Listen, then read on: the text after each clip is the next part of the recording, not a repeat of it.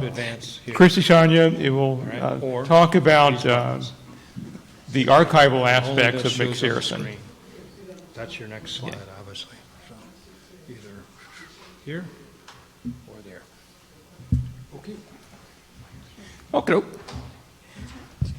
All right, good afternoon. I am Kristie Sojka, and I am in my third year as director of Miller Library at McPherson College. And it was actually the Automotive Restoration Department that, in a roundabout way, brought me to McPherson. I was working as the head of instruction and circulation at another university in Wichita, which is where I live. It's about an hour south of McPherson. And my third oldest son was trying to figure out where he was going to go to college. And he was looking at some two-year associate degree programs in automotive. And I had heard about McPherson College's program, I think, through some library contacts that I knew. I can't remember for sure, but I said, hey, I sent him the link to the website and said, check this out. And he said, yeah, this looks more like what I really want to do. And so we went to the campus for a visit for our son. And as we progressed through that day, I came away with this feeling, and I can only describe it as this a vibe that I was getting as we met people. Everyone we encountered welcomed us. They said hello. And this was a community vibe that I was not feeling on my current campus where I was working. And so, at the end of that day, I said, Riley, I think this is really the place that you want to be. Of course, it's your decision. But he decided yes. And so he applied. He was accepted and was on his way to getting started the next fall. And in June of that year, I received an email through a listserv that I subscribed to, a library listserv, and there was a job opening at McPherson College for the Director of Library Services. And it was my goal to become a library director, and I kept thinking about this positive feeling that I had when I was on that campus, and so I applied for the job. And then I asked Riley, hey, is this okay? And he was like, I guess. I came out for my interview, and one of the people that I got to meet with that day was the head of our auto restoration program. And she shared with me this plan that had been started at this point for renovating a part of the library to dedicate for our automotive restoration materials collection. And so that was kind of my first introduction to that collection. And so, I ended up getting the job, and I accepted. And I like to say, follow me for more parenting tips. This is how you follow your kid to college. So if anyone's interested in doing that, that's how you do it. But I always show this slide in all of my presentations when I present to students on campus, just referencing our mission for the library. And we're really here, we're really on campus to provide access to information, and then to help our students to learn how to locate, use, and evaluate the information that they're coming into contact with. I want to give you a little rundown of kind of an overall view of our library resources. So currently we have about 55,000 physical items. This is our whole collection. including books, DVDs, and periodicals. We have 145,000 ebook titles available to us currently. And this number, 10,500, is a little different. In your program, it says 5,000 active automotive restoration titles. This number has actually grown to 10,500 just in a short period. It continues to grow almost on a daily basis, and I'll talk about why a little bit later.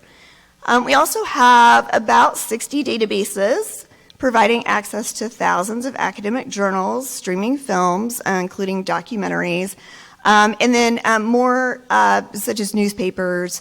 I just added last week a brand new to us database with the Automotive Restoration program in mind. It is Chilton Library. It will have access to all of Chilton's repair manuals online.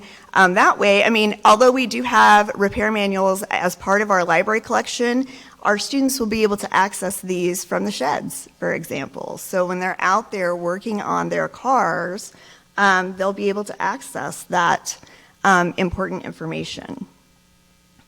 So when I arrived at McPherson and Miller Library, the Automotive Restoration Collection was housed in a room. Now, it's an okay-sized room, but the collection had grown so much that the room was basically crammed full of the books and magazines.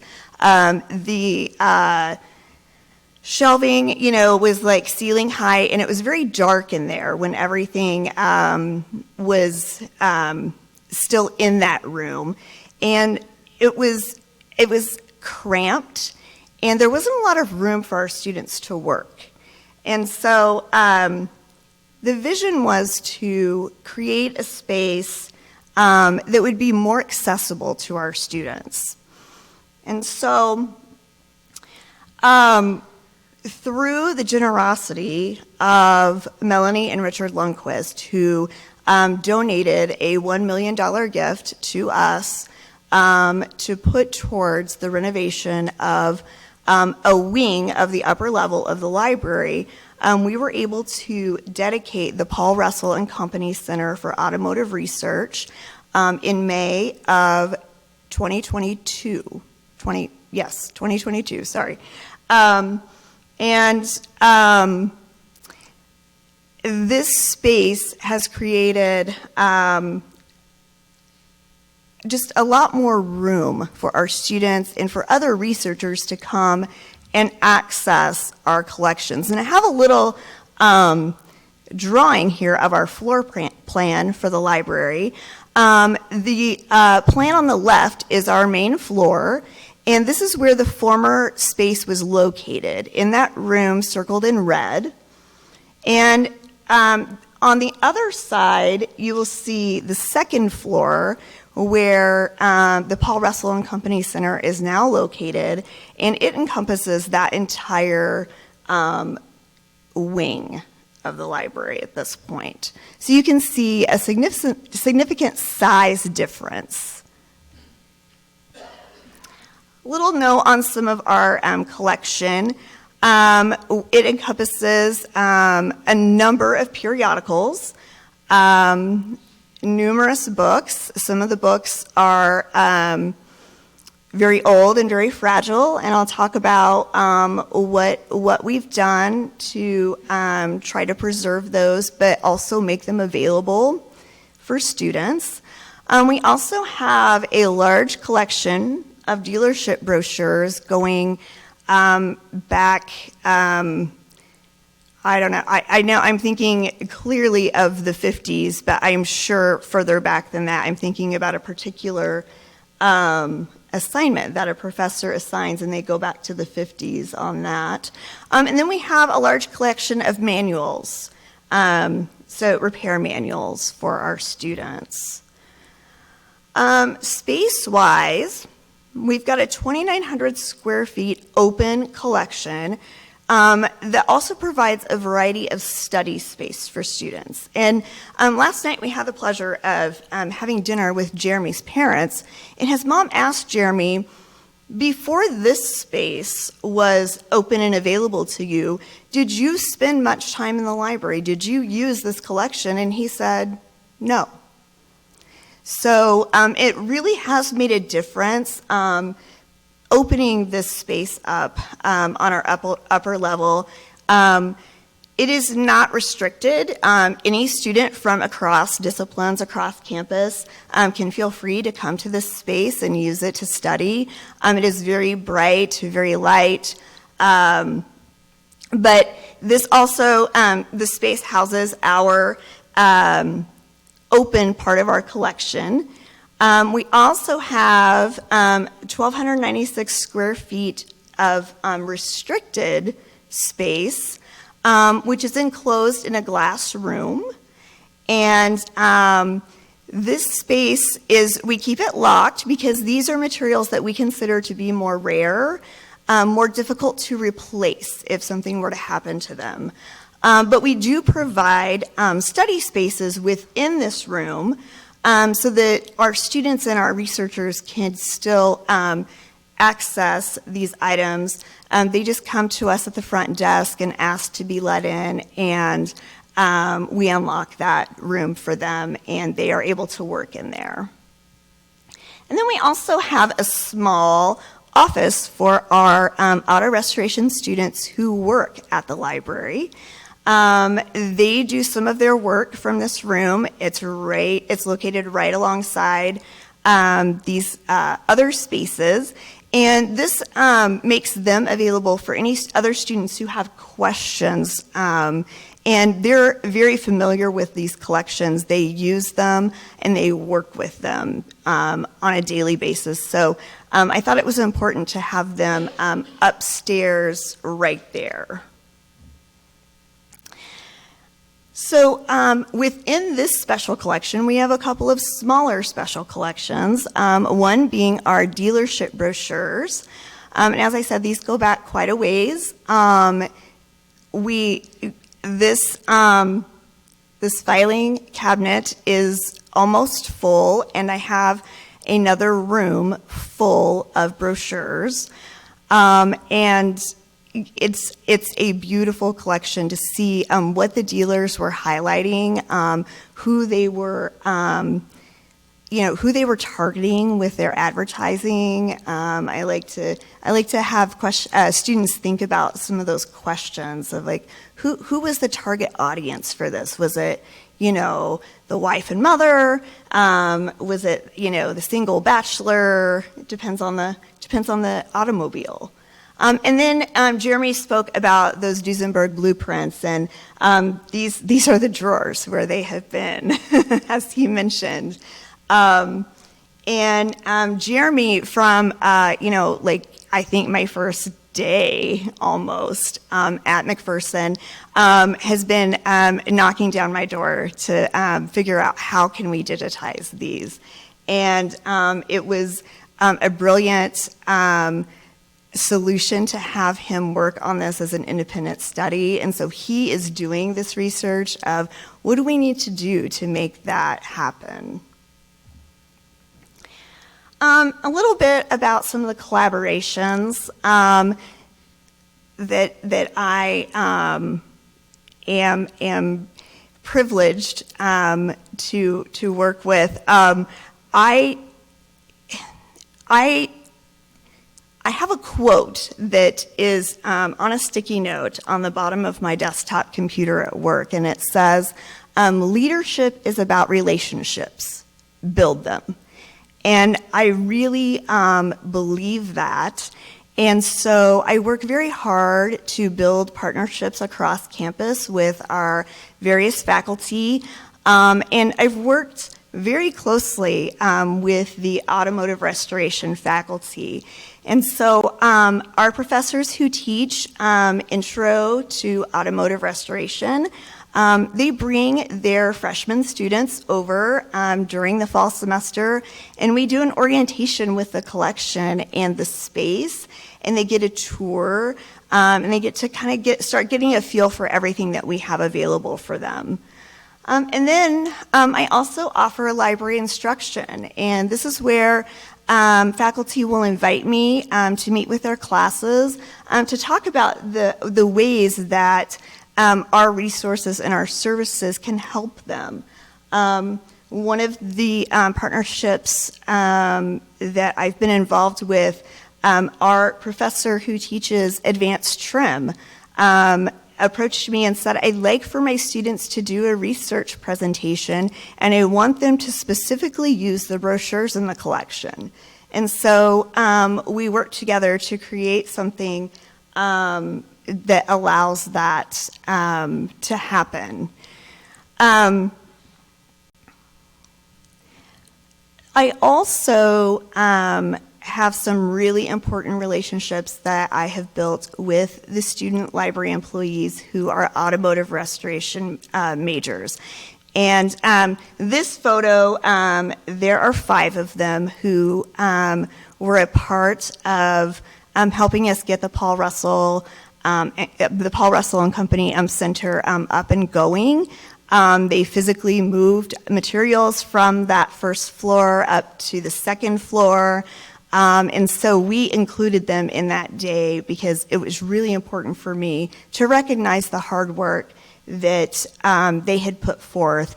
But I also, I try to identify their strengths and their interests, and they have projects that I give them that will hopefully help them to explore those strengths and interests at a deeper level. So when I started out thinking about what I would include in this presentation, I was thinking about some of the challenges of curating this type of collection. And donations it came to mind when I was thinking about challenges, although there are many, many benefits to the donations that we receive. These photos are from 4 separate storage spaces that I have currently in the library. This is why the collection keeps growing. We have a backlog right now of donations. I have 2 of our automotive restoration students who are working through this backlog. They are cataloging, sorting, processing, doing all the things that we need to get these items on our shelves. And so that is how it keeps growing. And like I said, it's pretty much on a daily basis because at least one of them is working each day. So, and that is, for these 2 students, it is their primary focus this year.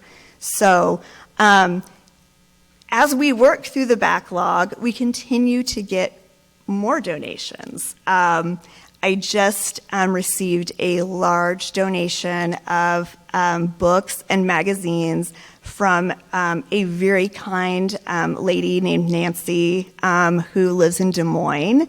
And she heard about us from actually one of our internship employers. And so she reached out, and we've been talking since May. And we were finally able to work through the logistics and get her collection to the college last month. And so that is another relationship that I work to cultivate, is those people who are looking for a place for, usually it's for their loved ones, collections that relate to the cars or vehicles that were interesting to them. And so I have had people come from, I had a lovely couple from New Jersey who came to see me last year to bring me a collection.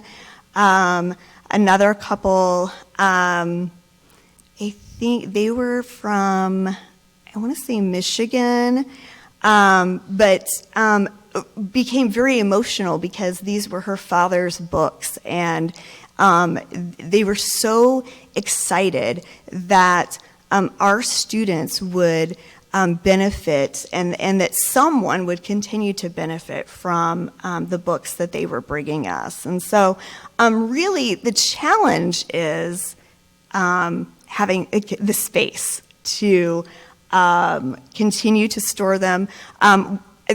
Jeremy mentioned Templeton, and even over there, they had a couple of pallets of donations that we just brought over to the library in the last couple of weeks. So it's an ongoing, continuous cycle. But the real challenge is the space issue, and I hope that it continues to be an issue, because it is a wonderful way for us to add to our collection and to support the learning of our students.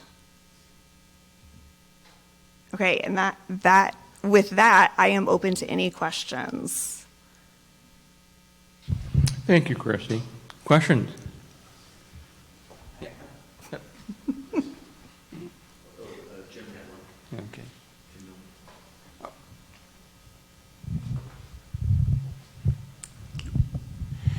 So first, a short self-interested question. Do you participate in interlibrary loan so we can borrow your stuff?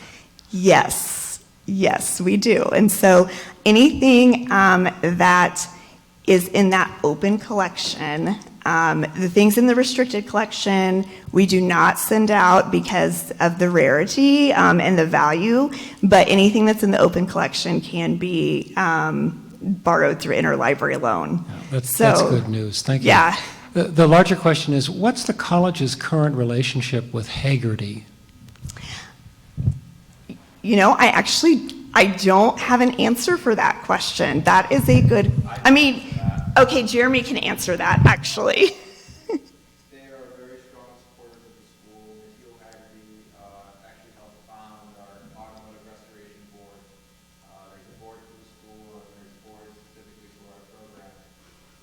But these events, such as Pebble Beach, people lunch there every summer at the Longquist residence. They sponsor a lunch for their internship students and scholarship students to meet with members of that kind of world. So actually this past summer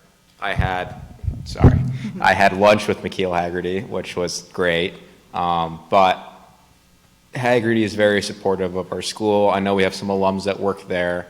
Probably the one I know most off the top of my head, his name is Kyle Smith. He is actually an author for him and writes articles specifically within the motorcycles. So it's not just cars.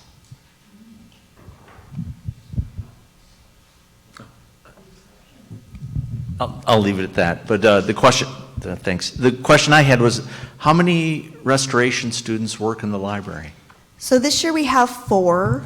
The last 2 years it's been 5. Just worked out that it was 4 this year. So I like that number of 4 to 5. And I'll tell you, I have 4 restoration students out of 11 total. So they make up a good amount of our student employees.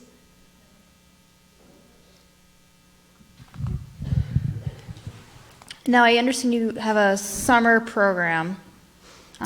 Yes, the Summer Institute. Yeah. I know a little about that, but Jeremy might be more.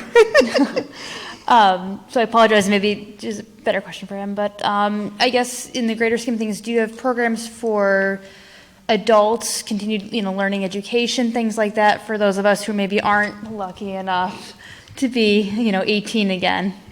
Yes, so our Summer Institute is actually a perfect opportunity for anyone, I believe. Jeremy, is that correct? Anyone who has an interest can come and participate in the Summer Institute. So, yeah. Very cool, thank you. Anyone else?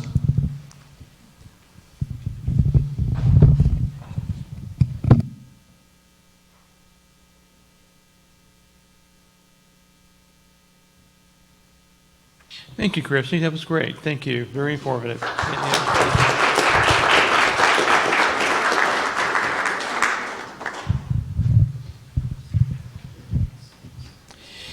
And next,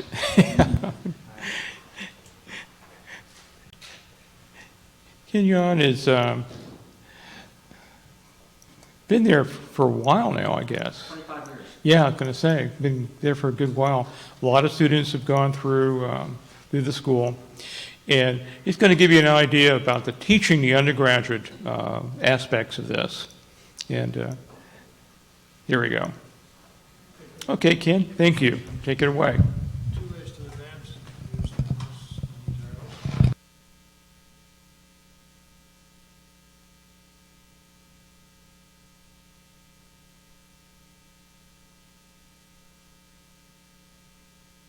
Did.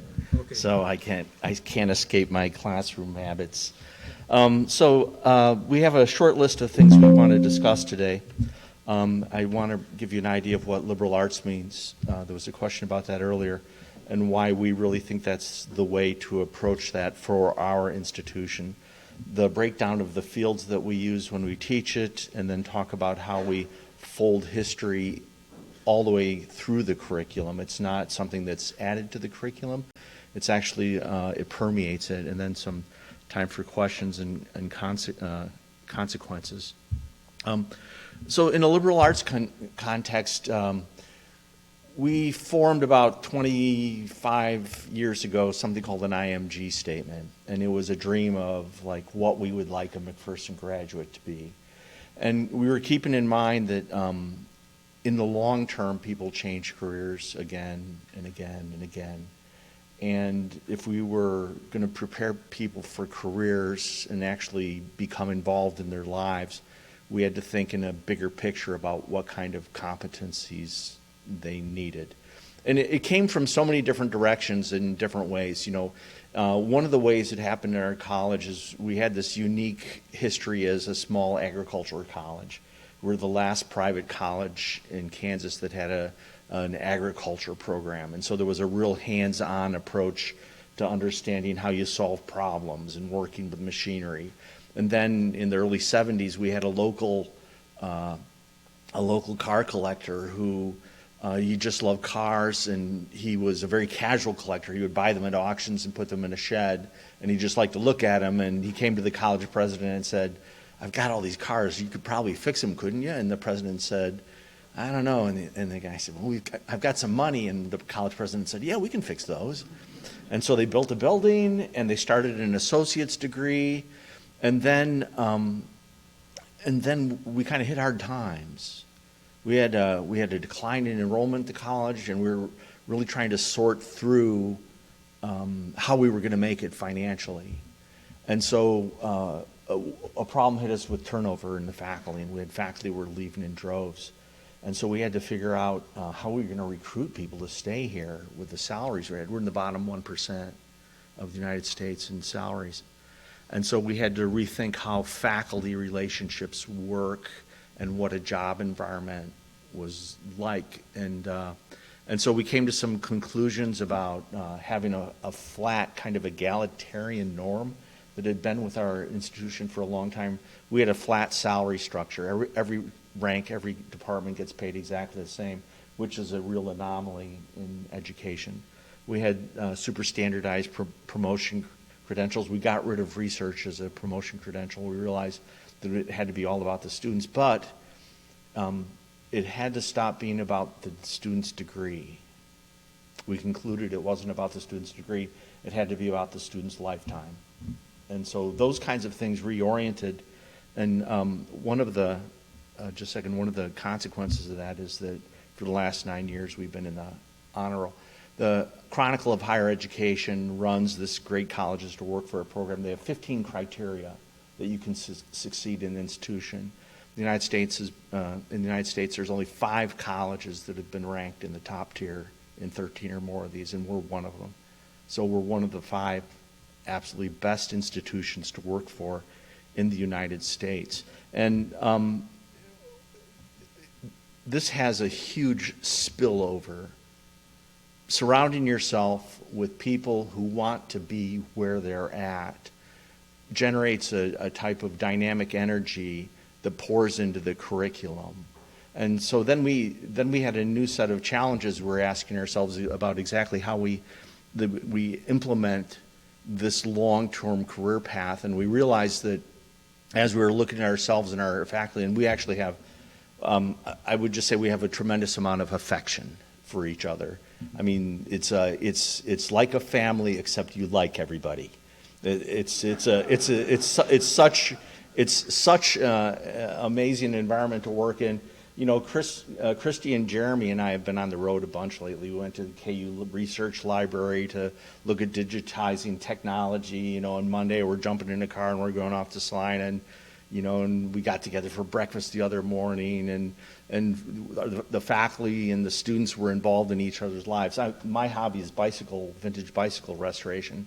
So Tuesday nights I have bike church at my house. And restoration students come over, we get pizzas and beers, and is this live streaming? And then we have work on vintage bicycles in my basement. And so through this kind of collaborative approach to the long term of the career, we've created a different set of relationships in academia. This here is the heart of a real curriculum. A real curriculum we typically assume to be a set of classes and requirements, but the real thing that drives, and by the way, every one of you knows this, one of the things that draws you to this, like Jeremy said, is the relationships and the integrity. And in this field, there's no substitute for integrity. In a field where there's a lot of money at stake and there's a lot of ways that people can fudge things, and where long-term relationships are actually the things that sustain you, there's no substitute for personal integrity. And so working with a group of people that are beloved by their students transforms the education. Because at the very heart of education, at the very heart of all education, you're asking someone to take something that they believe, and you're asking them to set it aside and exchange it for what you believe. And that's the fundamental dynamic, and it only happens in a position of trust and reliance. So I have a lot of things to say about the curriculum of how one teaches it, but it has to begin with a process of recruiting. And so while we were trying to figure out how we would recruit and get people to stay at a job that doesn't, by the way, our salaries are still low. I mean, seriously, we're in the bottom 10% of the United States. Kansas is in the median of the cost of living. But we still have low salaries, but we have places where people love to come to work in the morning, and so that bleeds over. So this is fundamental. You figure out how to recruit. You have to clarify your values about the careers, and then when you bring people to campus, you have to talk to them about that honestly. And one of the first things we lead off is, this doesn't pay much, and you need to know it from the get-go before we even go down before we go down this path of even having an interview. You need to know up front, this isn't going to pay well. And we know, and here's our limits, and here's our problems, and you put them up in front, because you want people to make sure that they get the jobs that they want to have. And then, not just in recruitment, but in promotion. So you have to make sure that the promotion process and the incentive process for all of the staff across the whole institution is wed to the institutional goals of students' successful lives. And by successful, what we mean is the student becoming what they want to become. And that's what we mean, of them, being developmentally advanced. We have 5 separate fields that we have this in. I was thinking one way to illustrate what a profession in motorsports looks like is just to walk around this building. You have the press box, and you have the little archives, and you have people who are doing engineering of the building spaces and designing roads, and people who are managing crowd flow. And if you were to try to assemble all the marketing and all of the different kind of talent subsets that go into this one facility, you've captured already something that encompasses probably 20 or 30 the different professional preparations, and this is just the tip of the automotive industry. So providing a whole breadth of approaches, art and design, communications, history, management, and restoration is fundamental to this, because these are 18-year-olds that walk in the door. And a third of them are there because they like watching Fast and Furious. A third? A quarter? They love watching Fast and Furious, you know, but we're going to tell them all kinds of amazing things, you know. There were so many great, you know, the presentations this morning, for example, you know, made me think about exactly the stuff that we do. You know, thinking about West Virginia Motorsports, you know, the context of rural life in the West Virginia, up in the mountains, and the impact of the Second World War and the economy. And you have to have liberal arts to do that. You have to have students that go through economics classes, and they go through history classes, and they understand what the Great Depression was. And Mark Howell, when he was talking about NASCAR on the moon, Mark, wow, that was brilliant. Thank you so much. But the fourth rover is right by us. We have an amazing aerospace museum 30 miles down the road. It's the only museum in the world that has a real V1 and V2 rocket there. And our Tech and Society class is going there next Thursday. So they roll into the school, you know, thinking Fast and the Furious, and then next Tuesday we're looking and dissecting Nazi rocket motors from 1945. And they begin to appreciate the depth of the history that's required and the passion that you can have, because it ties to who they might be and who they want to be and their fascination for the world around them. And then the idea of acquiring research acumen, of the desire to be in the library, are things that flow out of this process of engagement. Good. Local economy. I love Jim Miller, by the way. I'm sorry, I got to hit the high points for this morning. It was such a great morning. But this idea of Watkins Glen as a counterculture, you know, of the circus of Grand Prix, you know, and it's always been on my short list to go to Le Mans, because it's a real circus in French culture. It's where everything goes, and you set aside in a very conservative cultural space things that you left behind. And then the gender issues are something that we put really front and center in our teaching. In social history of the automobile, when I begin teaching automotive racing, the very first thing I start with is Joan Cugnot and Alice Ramsey. So we start with women racers as the way of even introducing automotive racers. We have to produce students that are prepared for a different world than they're coming from. And so we need to provide a lot more DEI education for them, because their workplace is going to be dramatically different. And we have a notion often that big city kids are more broadly prepared than small city kids, you know. That's a general conception we have. But it turns out for most people, all the way through their lives, they grow up with a small community of friends that they associate with, and they spend their time talking to them. Whether it's in Los Angeles, you actually have a very small circle of friends who tend to be very much like you. And then even if you're a small town, you have a small set of friends that are very much like you. And so we have another bonus of this really broad liberal arts program, you know, where they're going to have to ask spiritual questions. They have to find out what their moral and ethical compass is like. And they're thrown in with people who are dramatically different. One London's Times bestseller list just placed us as the #1 most diverse Kansas in the Midwest, diverse campus in the Midwest. And the reason they said it is because you can't escape people who are different from you, because we have 800 students. If you go to the University of Kansas, you can hang out with all goth theater students who want to wear black lipstick. You can have your own little civilization on campus. You can't do that where we're at. And we have 1 out of 10 students are international students, and we place them in the workplace. I'm sorry, there's so many things to say. So let me get to some more concrete things here. By the way, I want to make sure that I should be stopping soon. Okay, good. So here's what I mean by history across the curriculum. So the 8 gentlemen that I identified previously represent textiles and metallurgy and in the classroom, but also I want to let you know they come from very different backgrounds. That our sheet metal specialist actually was an art historian, and he was a sculptor when we hired him. You know, and he's teaching sheet metal. And so we have all these different skill sets and dispositions, but at the bottom is this initial sequence of what we traditionally think of as a component set. But the component set is a physical component set of the car.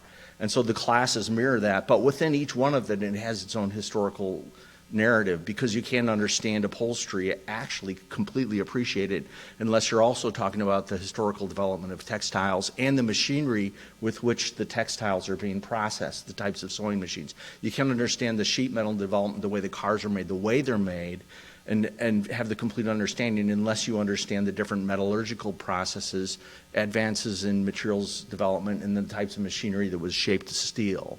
And so every one of these classes, they're substantive, hands-on, muscle memory, touching classes. They have a lab component of working on it. They have a theory component, and every one of them has historical components embedded in it. The social history of the automobile, actually I'll skip forward to that and then come back, is structured around what I would call the historical component structure of the automobile.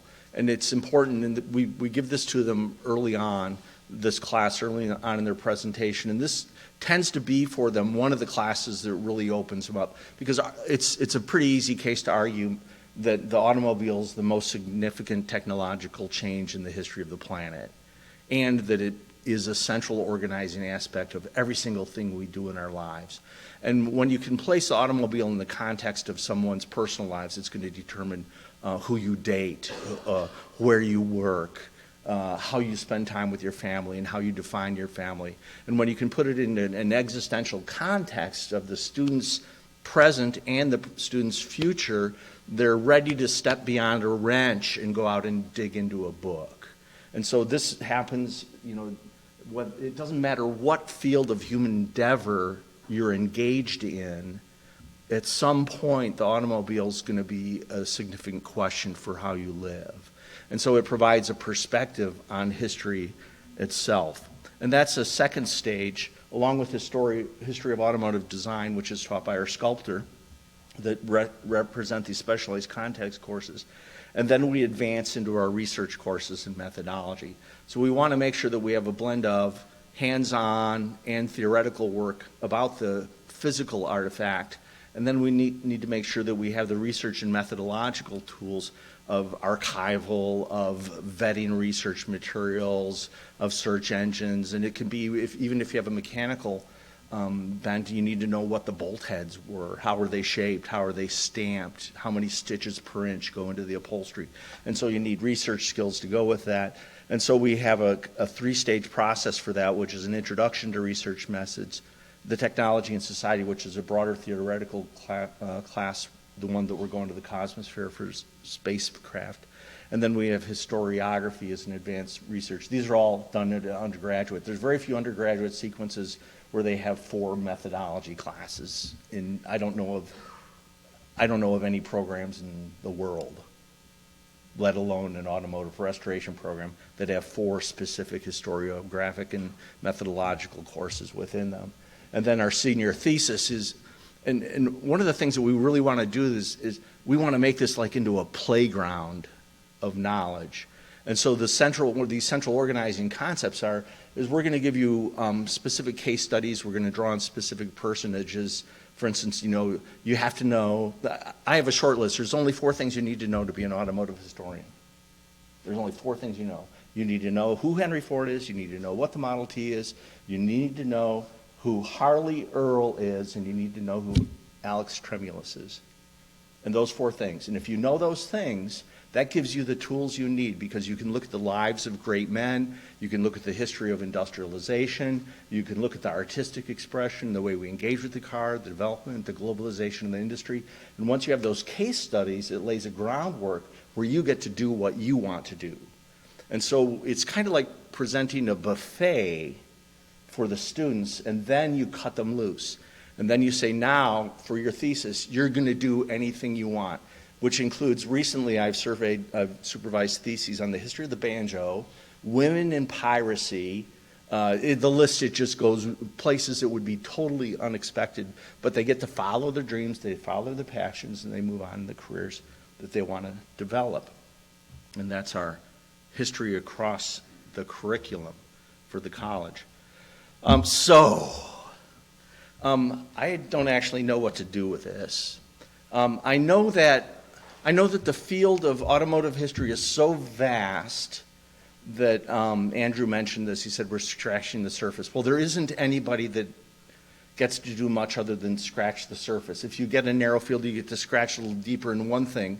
But how do you construct a broad appreciation for someone and make their life engaged in the content? And how do you become a representative of a field? And my gut answer is just that as an educator, and you want to convey to someone, you have to recognize that you're a bridge between the content and the person, the individual that's in front of you. And that there's a real big tendency in some parts of education where the obligation to the content swallows up the obligation to the person that's in front of you. The students are confused, they're unmotivated, they're hungover, they have all the things that go along with being a real college student. And to be the person who's actually going to take the student that's right in front of you and say, that's good, that's fine. You're hungover today, you know what? I did that too. And I'm going to accept you, and I'm going to just provide whatever I can to connect you with this material and help you find your passion. And my gut feeling is that every single thing I know about automotive restoration is a straight parallel for understanding the automobile as a sport. Because every one of these elements there's continuity. Because the impact on social structures, the impact on the sport, the impact on history, the role of fascism. The VP came to me yesterday. She said, we have Mussolini's mistress coming to campus in a few weeks, which is the car that Mussolini attempted to flee. She says, could you prepare some notes and do a little public presentation? I said, yeah, I'd love to. Well, thank you. Now I have one. So that's, yeah. Questions? Oh, I have a handout. I have one more thing. This is really cool. You'll like this. Okay, thanks.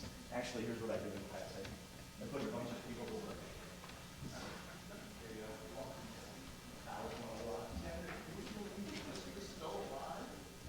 It's the car that you led where he failed.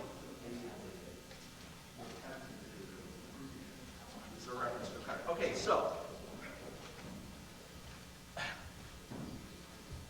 I did a lot of soul searching, as I was trying to figure out exactly how this is going to work. Oh, I'm sorry. I'll get in front of the camera.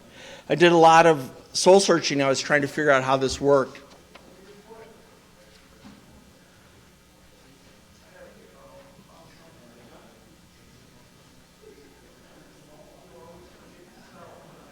Yeah, and there's probably close to enough some of you can share. But one of the things that happened is right now things are going so well for us. We're all so grateful for how well it's going. We have a whole set of challenges that almost no school has ever had before.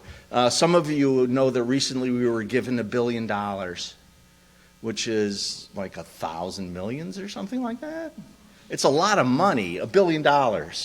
And right now it's it's money that's been promised for the future. It's in a state, so we don't have any of it. It'll be arriving, it's dedicated, and so we're trying to really ask ourselves, what does this work with? What do we do with it? What is our dreams? What's our possibilities? And so as I was trying to assess that, I started looking exactly what is that we do right and why is it that we're working. And for some of you in academia, this ties really closely, but actually this ties to everybody who's in this discipline, because when we're communicating with someone, we're trying to transmit, the first thing is you have the student experience, and then you have your institutional environment that you create for the students. And so these are things that I don't have the PowerPoint because this came to me afterwards, sorry. If you look at the student experience, so you have to have a long-term view of your complex student. A student is a complex creature who's moving into a world that's full of mystery and they don't know where to go. And Jeremy is grounded and solid. We love Jeremy, but Jeremy doesn't know where he's going. Sometimes there's a student who goes to college where they know where they're going, and hopefully they change their mind, right? Hopefully they learn something that sets them off in a different direction. So you need to have this breadth of liberal arts so that they're going to be able to read and write. We have five writing classes in our sequence. Our students can write when they leave. And you've got to be able to write. And we have public speaking sequences. They've got to be able to articulate the automobile as a dream, because this is the language. It's the language of dreams. That's what the automobile is all about. At the same time, you need to provide concrete experiences. 80% of our students go through internships across the whole institutions. That means psychology students, art students, theology students. They go to internships. We had 99% of our class of 2022 job placement within 6 months, 99%.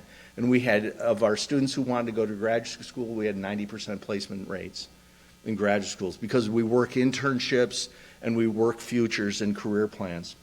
We do that with the events, we do that with, so that we have an exploratory process where students have different gifts, but they don't know what they are.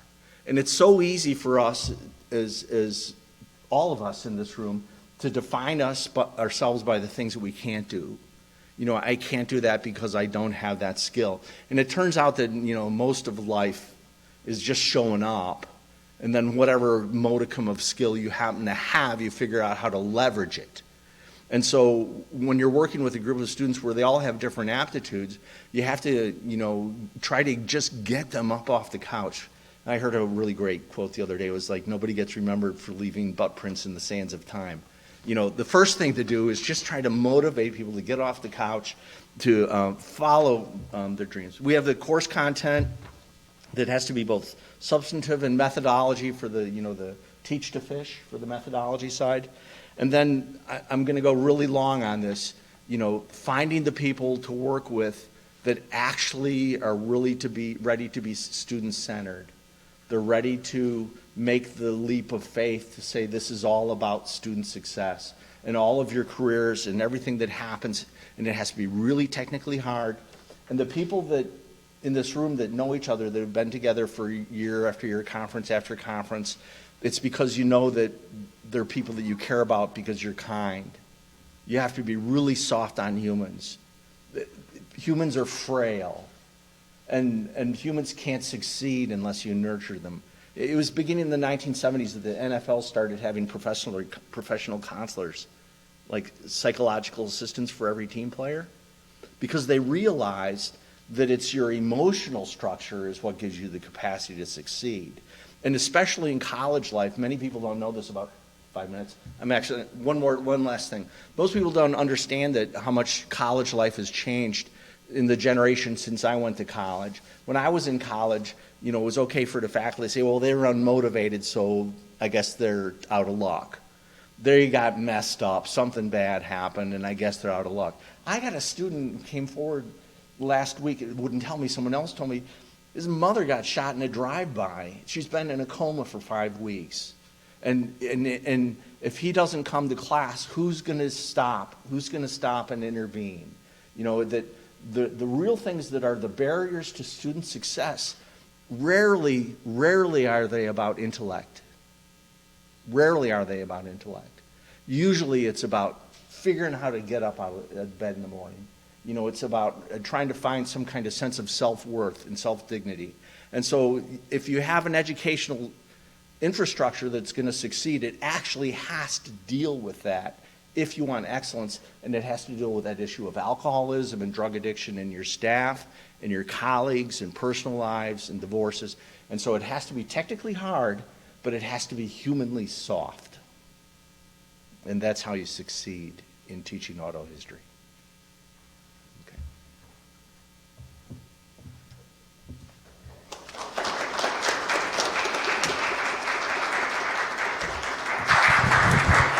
Thank you, Ken. We've got just a short time for any questions or comments. Yeah.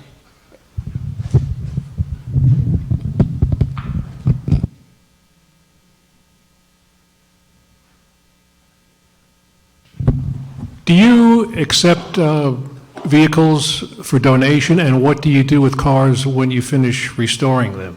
Yeah, we gladly accept vehicles for donation, and in a lot of ways it's the the kind of donation challenge that Kristie has. We've had in the past where people want to send us cars to restore, but it's really horrible for them because what we do is when it's time to do a certain fender shape, we pull out the cars with that fender shape and we work on it.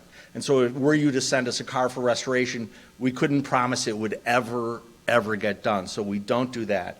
When we get cars for donations, sometimes we put them into our archive of cars that we use as sample works for students to look at and to understand it as teaching tools, you know, for suspension types and engines and radiators. And then sometimes, on occasion, we'll pick one as a restoration project.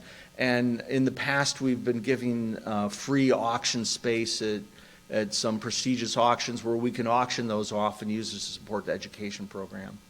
But as you know, maintaining a shop space with all these kinds of resources is really expensive. You know, tools, materials, liquids, paints, and it's an expensive proposition. And so we're always looking for, I would suggest if, there's a box up in front, you write a check on your way out, and we'll put it to good use. Seriously.